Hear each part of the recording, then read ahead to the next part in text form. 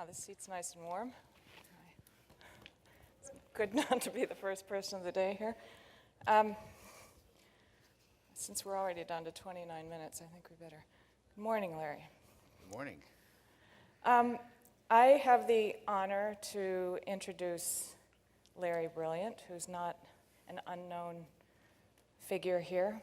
Larry has a pretty diverse background, which you can see in the little bio book. I've known Larry for a few years, 25.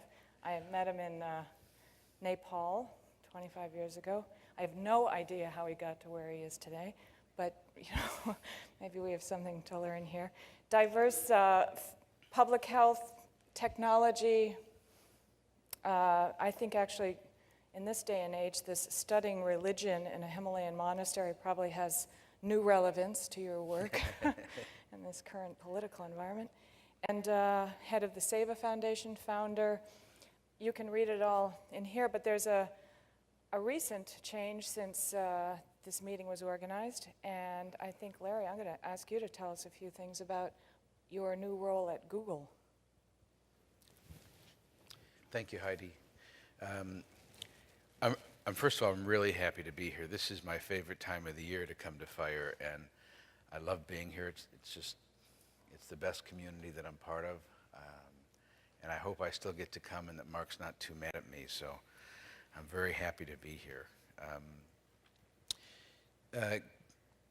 As many of you know, I think Google is an unorthodox company, and when they went public in the S1, in the prospectus, the founders wrote a letter which said essentially, don't buy stock in this IPO unless you understand that we're going to spend a lot of money on things that have nothing to do with making a profit, and they're going to be socially responsible things.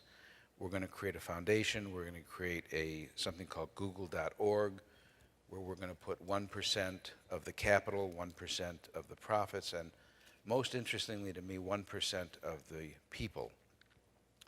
And that organization now has 3 million shares of Google stock, which is worth about $1.something billion, and a variety of other little pots of money and resources all throughout the company. And they wanted to bring someone in to manage all that, and through some miraculous spreading of pixie dust, they chose me. So I've been there for 5 weeks. They serve free breakfast, lunch, and dinner in 7 restaurants. I'm still trying to get all the permutations and combinations of meals and meal places right. I have a few early observations. One is that I'm 2.4 times older than the average, and Vince Cerf, my friend for many years, and I joined together. And when Vint and I joined, we increased the average age by 4 years, and we concluded that the two of us together were equal to 4.5 other Googlers in average age. But it's an amazing place, and I'm having a ball. And early indications are that we will be working a lot on areas like the climate crisis, global public health, and poverty. We're in the process now of a 3 to 6 month quiet period when we try to, as nicely as possible, say no proposals, nothing for a while till we figure out what we're going to be when we grow up. Is that okay? That's great. That's a great entry to a public health question here, which is avian flu. I think you've all heard about avian. It's in the press all over the place, although it comes and goes. But let me just give a little context here before I ask you some hard questions. In mid-2003, 8 countries in Southeast Asia had what WHO called the largest and most severe outbreak of the highly pathogenic avian influenza ever recorded, ever. It worried them. It was identified as H5N1, which you've also probably heard. And then a couple of years later, in July 2005, the virus spread beyond Asia to Eastern Europe. There were several countries there. And then a year later, between February and April of this year, 32 countries had a dramatic expansion, dramatic. It went from a few to many, jumping over to Africa, Asia, Europe, Middle East. The most recent country was Djibouti, which was just confirmed last week. Now WHO reports in their big global assembly, which is happening next week, that avian flu has this particular strain is the fastest and most extensive geographical spread of any avian influenza virus since it was first identified in 1878, the category of bird flu viruses. That's a long time, and that's pretty strong for WHO, who historically is very conservative in what it has to say. So during this period, today we have 208 human cases and 115 deaths. That's about a 50% fatality rate, which is also dramatic. I think it was about 2% in the Spanish flu in 1918. So, Larry, WHO has also said that although neither the timing nor the severity of the next pandemic can be predicted, the risk has been a big topic here in the last couple of days, is directly linked to the presence of the virus in poultry and its persistence. So we had a really interesting session yesterday on risk and vulnerability and decision making. How do people deal with times of uncertainty? So why is it so perplexing to predict avian influenza, bird flu? Avian flu is in a category of potentially substantial risks that our species face, that we are able to get a glimmering of the nature of the risk far earlier than ever in history because of the advance of science. We can see on the horizon the worrisome changes that form global warming. We can see on the horizon an entire class of pathogens that is emerging. There have been 30 new, novel, emerging communicable diseases over the last 30 years. We can talk a little bit more about that later. So what we're really good at now is we can see worrisome signs very early in the future. What hasn't happened is that we as a species have learned how to deal with decision-making under conditions of uncertainty. Particularly something like avian flu or bioterrorism is another issue in the same class, where the best estimates would be there is a low but non-zero probability of a substantial catastrophe occurring. Now, Heidi and Mark and I were part of a pandemic preparedness think tank back in October. We brought about 40 of the top fluologists in the world together and tried to think through with them. In fact, there's a special issue of the Harvard Business Review that just came out yesterday that chronicles that meeting. And the problem is that that group, as a group, believed that there was a 10 to 15% probability that the H5N1 virus would mutate to achieve escape velocity and be able to go human to human. Now, there have been maybe 2 or 3 instances where the virus has already passed human to human, but there are no instances in which the virus has passed human to human to human in a sustained pattern. Should that happen at a time when all of humanity is immunologically naive, is immunologically unprepared for that virus, there'd be a catastrophe. So you have a low probability of a very bad thing happening, and we don't know how to deal with it. We're really good at now finding that there's a possibility of something bad happen. We can get all the experts together, and we can think what the probability is, but the truth is nobody knows. No one knows if this virus is going to mutate and become human to human to human. We see very good signs of control in the last few weeks in South Asia. We see some worrying signs in Africa and in Turkey about how the virus is mutating. You can get 100 different opinions on it, but we don't know, and that's the reason why it's so difficult to deal with. So we don't know. What do you do when you don't know? I mean, here we have something that, yes, I've heard low risk, high impact is kind of in the public health community, but what do you do when you have that situation? Yeah, I think it's easy. I think people make it too difficult. First, let me tell you why I think it's become too difficult, and then I'll tell you why I think it's easy. It's too difficult because we really do have an avian problem, but the avian problem is two different kinds of species. We have too many of one kind of avian and too many of another. One kind is chicken littles, who are flapping around how terrible this is going to be. The other are ostriches who have their head in the sand. That's the avian flu problem. And so it's hard to get to sober, rational decision making. But the truth is that this is a sentinel indicator of a whole class of diseases that we better get prepared for anyway. And there are 3 other kinds of diseases that being prepared for bird flu will help us with. First of all, although the fluologists don't like me to say it, we have a pandemic every year. This year, 600,000 people around the world will die from H3N2, the regular garden variety influenza. Last year, 500 or 600,000 people died the year before and the year after. So whether there is a big pandemic or a little pandemic, it's unconscionable in 2006 that many people die from so easily preventable a disease, and we don't have our vaccine manufacturing up to the level of dealing with it. So if we prepared for the unknown big pandemic, we'd take care of the little one. Bioterrorism. We have an unknowable but not zero threat of bioterrorism. Getting our act together and preparing for H5N1, we would, by at the same time, be getting prepared for the unknowable but non-zero probability of bioterrorism. And last are these emerging zoonoses, and I'd like to just spend a moment on that because it's real easy to focus on one of a class.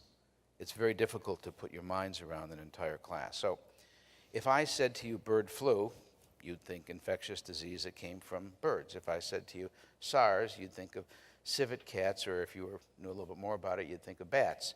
If I said mad cow disease, well, you'd probably figure out the animal that came from. And if I then said Ebola and HIV/AIDS, and I started saying West Nile virus, and I started adding all those things together, a pattern would begin to emerge, wouldn't it? I mean, all of you pattern recognition folks. Doesn't a pattern begin to emerge? So what has happened is that human beings and animals live in ever closer proximity. We've cut down the rainforest. We've cut down the ecological barriers. There are more of us and more of them. We've dodged a bullet. 20 years ago when I taught international public health and planning, we worried that the world population would plateau at 20 billion. It looks now like it's going to plateau at 9 billion. The Earth can sustain 9 billion. It's 6.5 billion today. What we didn't figure out is protein for the 6.5 or the 9 billion. And protein is chickens and pigs and all the other collateral animals. So here's one example. 30 years ago, the population of China, Sydney, was 1 billion. Today it's about 1.35 billion, a 35% growth rate. 30 years ago, the chicken population of China was 12 million. Today it's 15 billion. You think of the human-chicken interface, which is probably not something that everybody thinks about every day. But if you do, then the number of opportunities for viruses to begin in birds and transfer to humans it rises logarithmically, and we're now pretty sure that HIV/AIDS was originally a disease of monkeys. We're now pretty sure we know where West Nile came from. We're now pretty sure we understand how SARS moved across all these different species. So that's the problem, is that the world has changed substantially demographically, climatologically, environmentally, that we now have an emerging class of diseases, and we have to prepare for them with early warning systems, with the political will to deal with them. And so I would say, instead of focusing on whether the risk of pandemic bird flu is 4% or 50%, let's prepare for it. Let's over-prepare for it. Let's do it right, because the externalities are all positive if we prepare for it, and the externalities are all negative if we don't. So what does preparing for it mean? I mean, We have a lot of industries out there that are potentially vulnerable, and Yeah. what does that mean? On a country level, I would look at the New Zealand plan. It's the best country plan for preparedness. On a company level, I'd look at Visa's plan, because Visa as a company has done the best pandemic preparedness. Generally speaking, I'd look at the Harvard Business Review issue right now, because it's got lists of additional resources that you can go to. I'd take a look at FluWiki, www.fluwiki.com, as an ongoing source of preparedness information.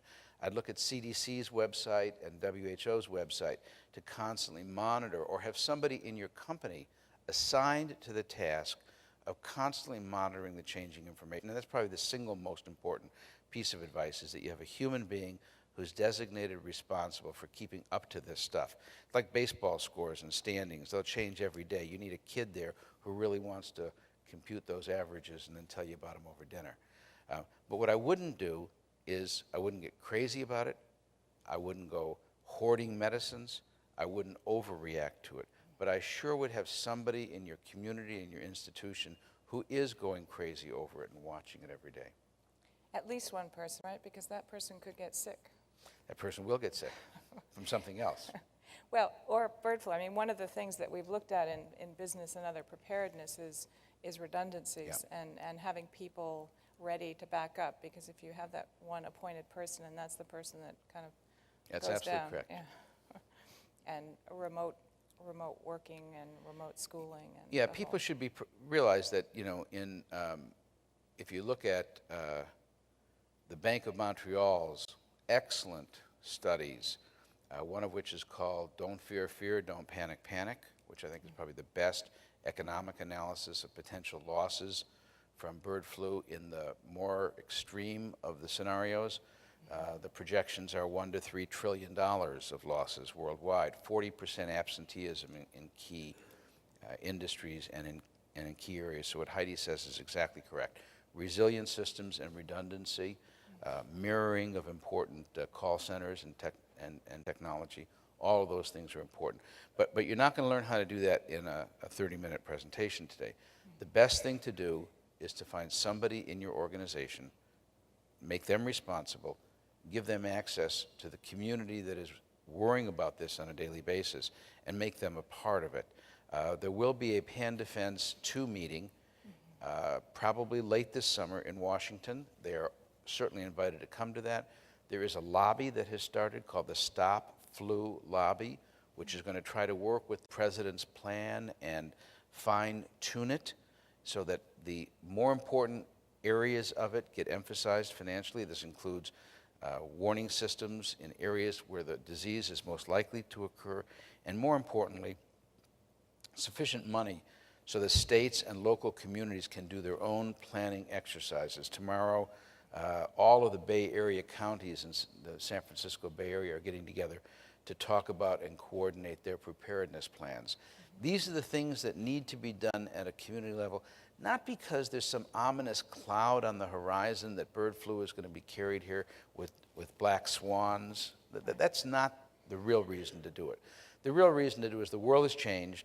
This is a prudent response to a potential but unknowable, unquantifiable risk. And as mature adults with responsibilities, we should just take it seriously and do these things. Yeah. And I think the Secretary of Health and Human Services said, don't count on us. He's actually a really good guy, and he's obviously in an administration that has a complex relationship with truthfulness. Yeah. But he's a very, but he's a very good guy, and he's already covering himself. I said, don't count on me. And he's working hard. No, but what he's saying is the president's plan has very little money for the states to do their individual preparedness. So here's the real difficulty. Any disease, the first name of which is Pan, should call forth a reaction from an organization whose first name is federal. Yeah, right? I mean, it just doesn't make any sense that you say that everybody in California and New York will be held hostage to how well places like Louisiana and Mississippi can do their planning. They're underfunded. They don't have the resources. Yeah. This is the reason why we have a federal government.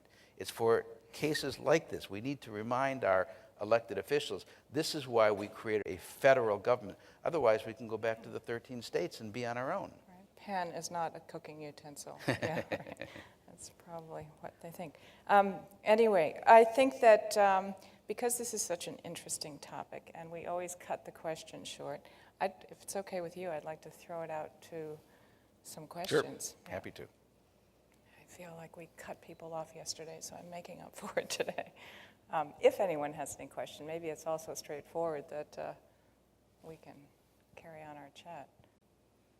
I think somebody's coming up there. You talked about Can you introduce yourself? Yeah, sorry. Rafiq Dosani from Stanford University. Hello. You talked about varying indicators, some positive ones from South Asia, some more worrisome ones from Africa. Could you talk a little bit more about that? Yeah, I mean, the virus is behaving strangely.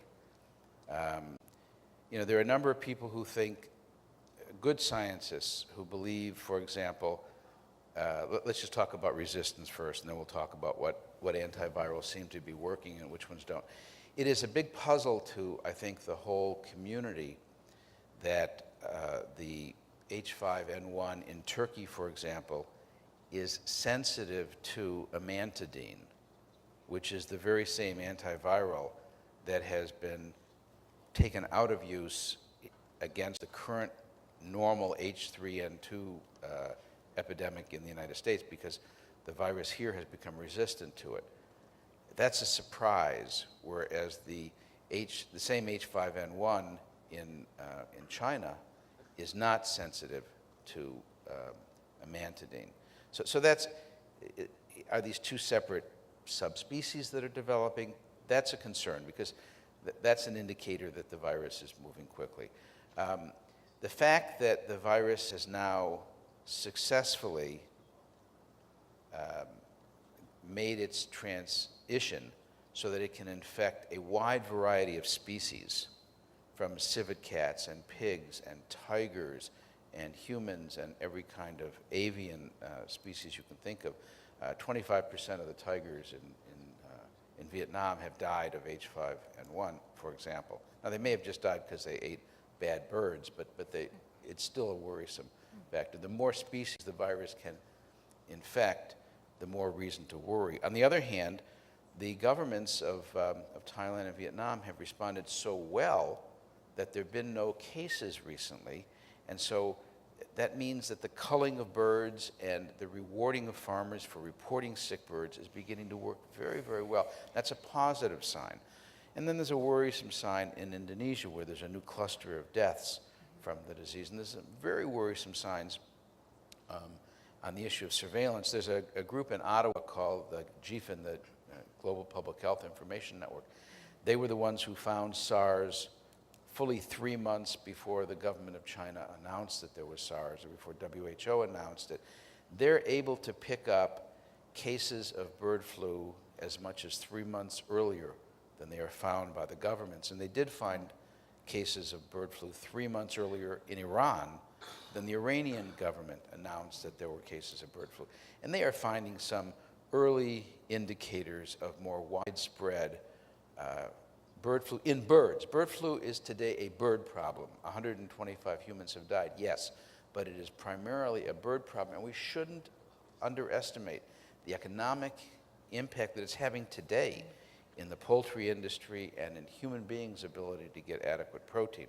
So these are all anecdotes, but every meeting I go to is filled now with anecdotes, and you could almost see people making the case for Chicken Little. These are reasons to worry. And then someone will come up and make the case for the ostriches. Don't worry about it. There's nothing happening.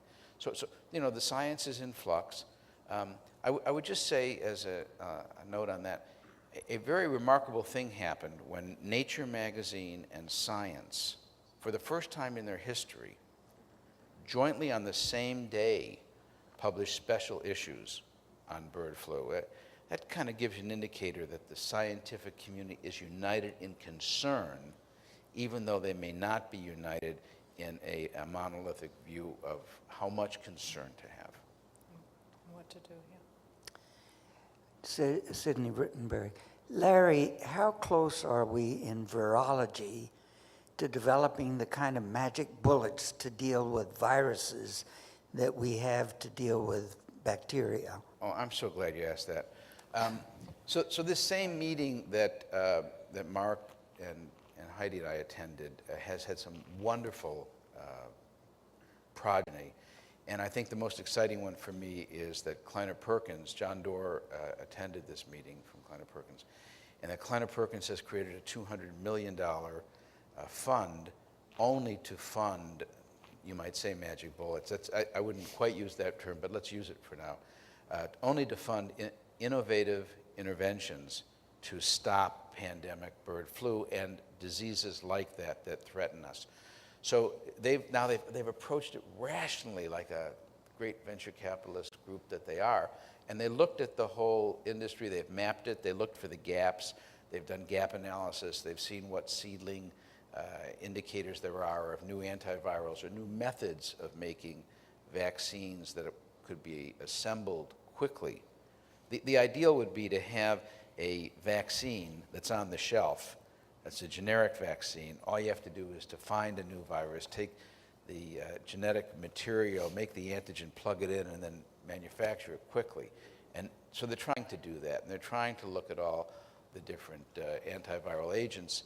And so for the first time, I feel a public health problem, which is traditionally not lucrative enough to get venture capitalists involved, has attracted the attention of some world-class venture capitalists who are now really trying to answer that question. So I'm very optimistic. The time frame, 3 to 5 years before we will have the tools to be able to manufacture vaccines almost on demand. Until then, it will take us 6 months after the virus mutates to be able to have a vaccine, and even then it will not be in adequate quantities. And remember, when you're dealing with a pandemic, as much as we'd like to think, my family, my community, how can I protect my country? That's not the way it works. You really have to have enough vaccine to vaccinate everybody in the world and enough antivirals to respond to every epidemic. And now you have to start thinking on the terms of smallpox eradication or polio eradication, global efforts, and we're not there yet. Thank you. Hi, my name is Jeff Adcock.